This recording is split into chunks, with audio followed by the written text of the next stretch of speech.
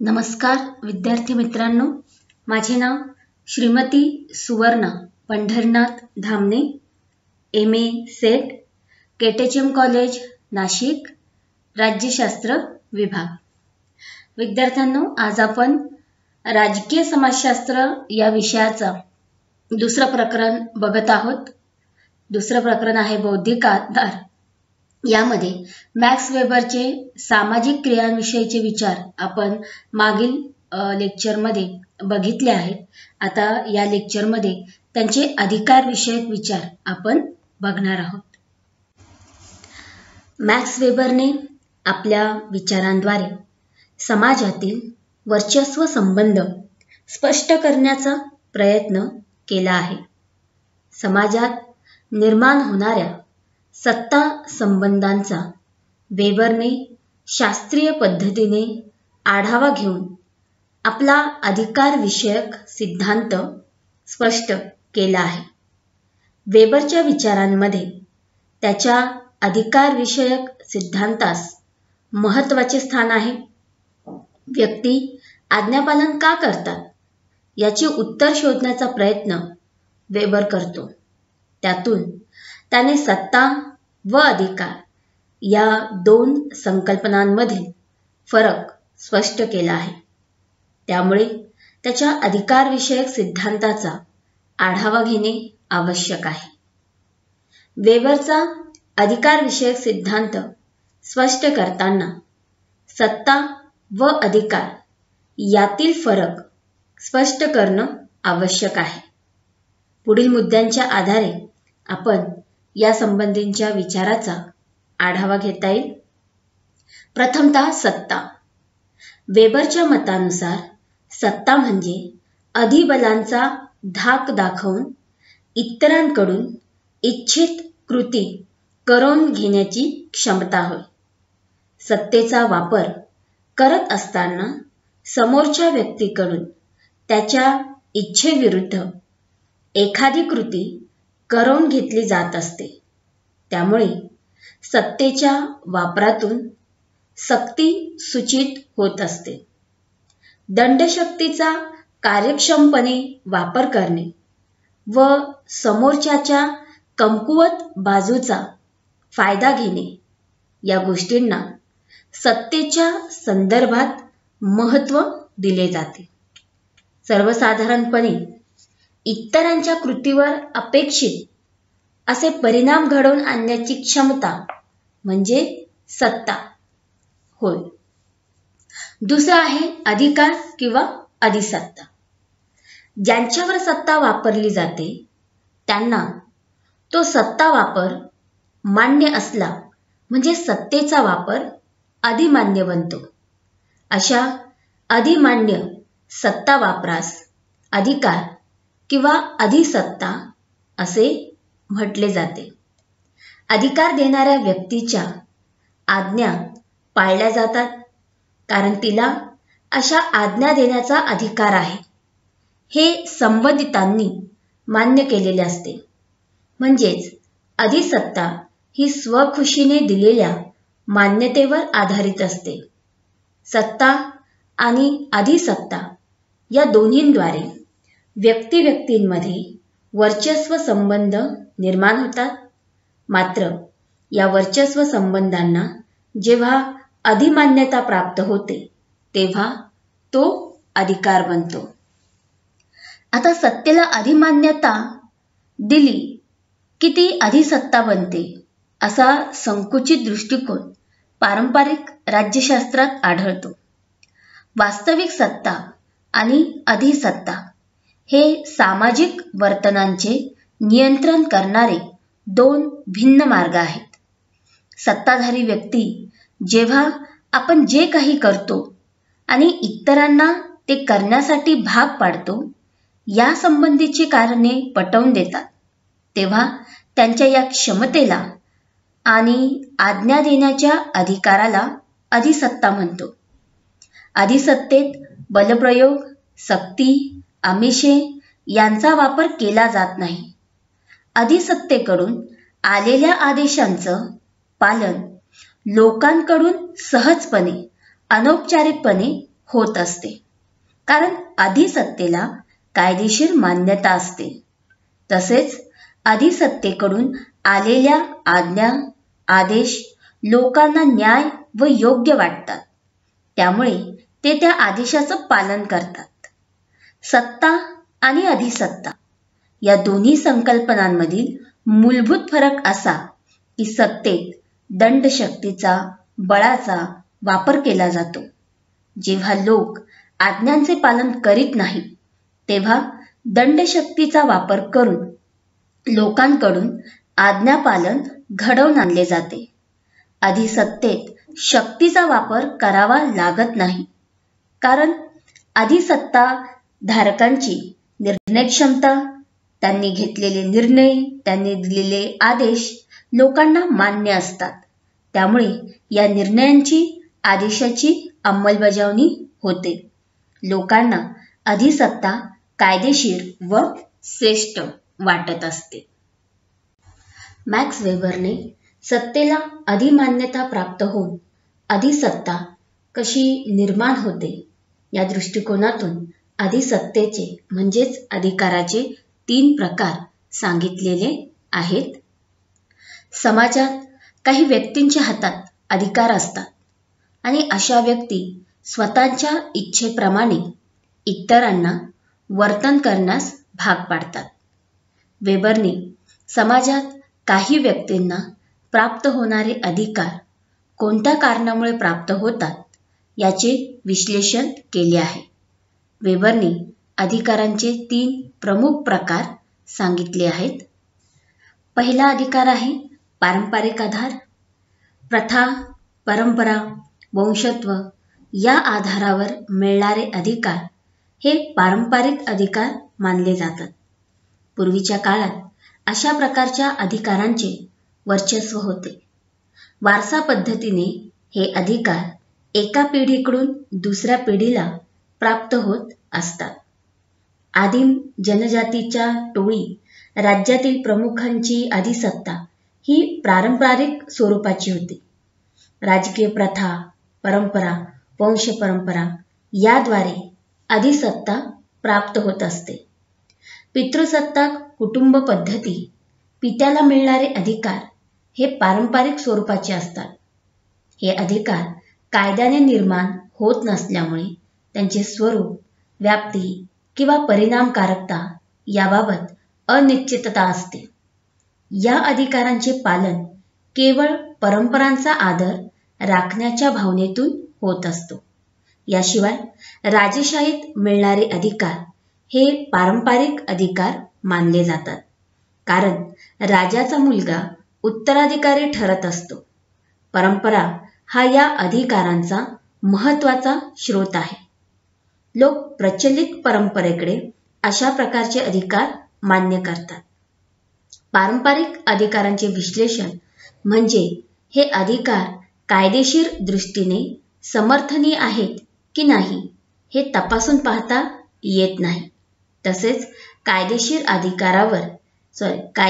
आधारावर हे अधिकार त्यांना देखील ठरवता येत नाही.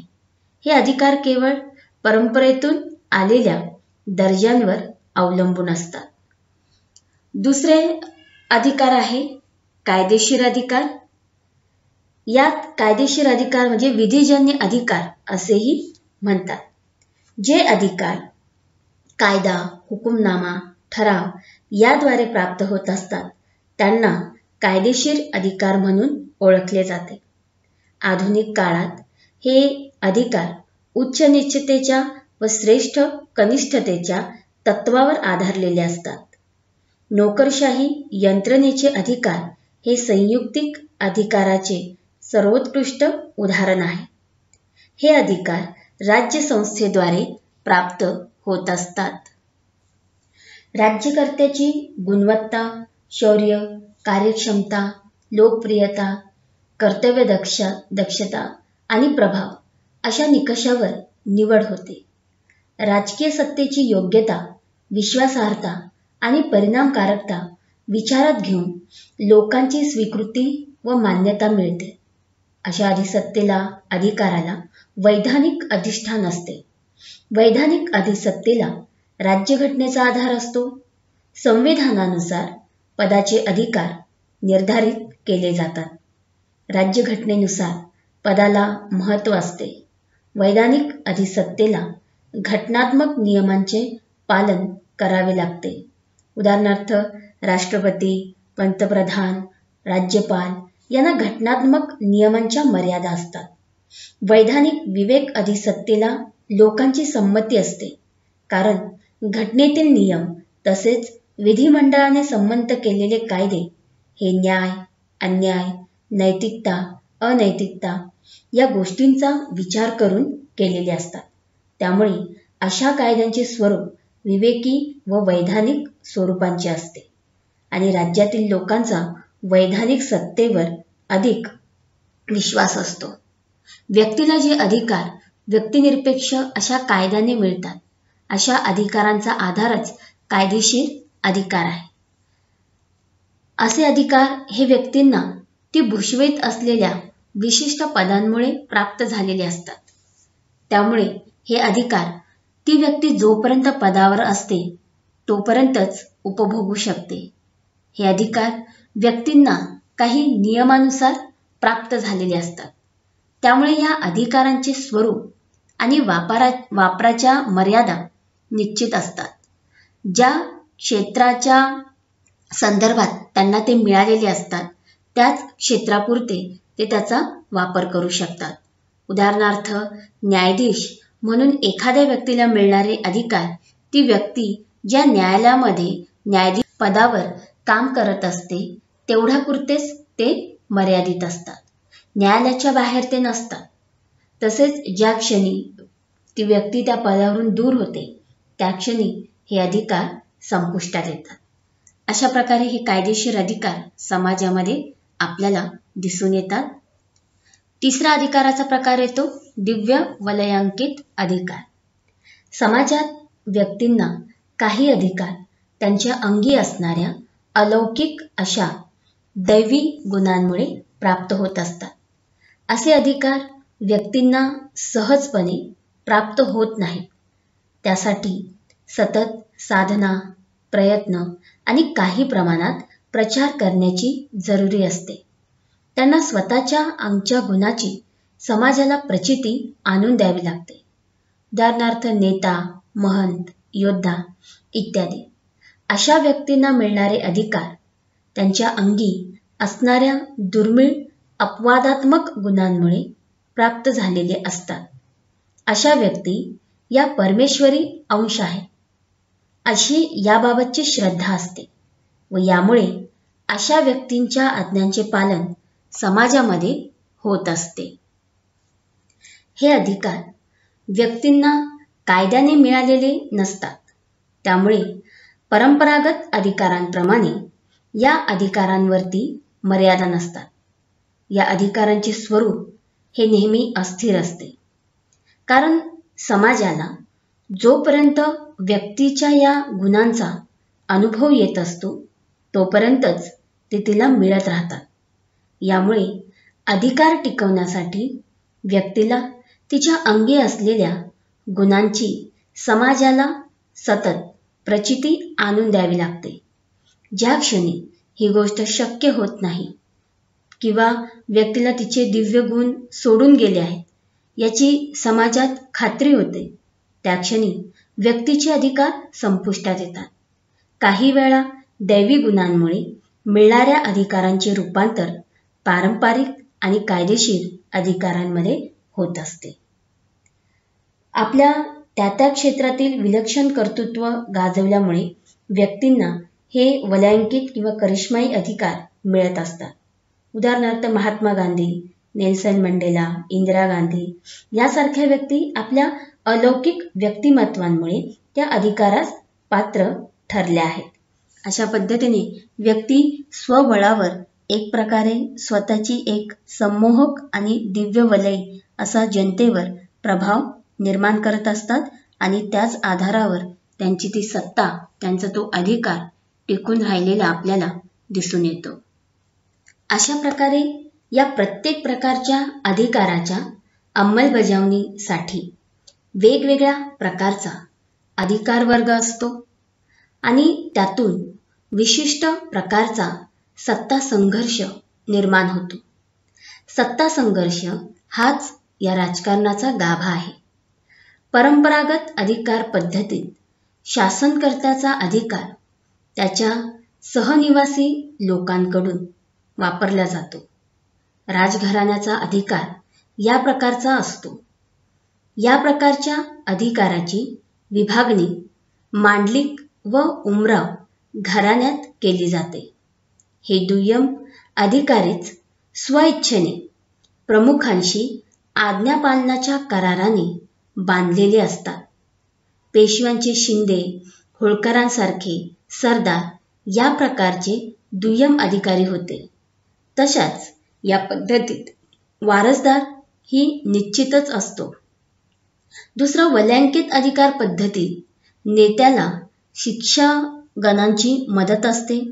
ते सर्व शासकीय पातळ्यांवर एक प्रकारे हस्तक्षेप करत असतात. तसेच वारसदार कोण हे निश्चित नसते. इंदिरा गांधी व त्यांचे किचन कॅबिनेट या प्रकारचं ते उदाहरण आहे. तिसरा भाग येतो की तर्काधिष्ठित वैधानिक अधिकार पद्धतीत अधिकारांची अंमलबजावणी नोकरशाहीच्या माध्यमातून होते. या अधिकाराच्या चतुःसीमा स्पष्ट असतात. ही अधिकार पद्धती स्तरित असल्याने प्रत्येकजण वरिष्ठाला जबाबदार असतो. कार्यालयीन आयुष्य आणि खाजगी आयुष्य यातील सीमा आखलेली असते. या पद्धतीत कोणतीच व्यक्ती अनिवार्य नसते. वेबरने वर्णन केलेले अधिकारांचे हे प्रकार अधिकारांचे शुद्ध प्रकार आहेत.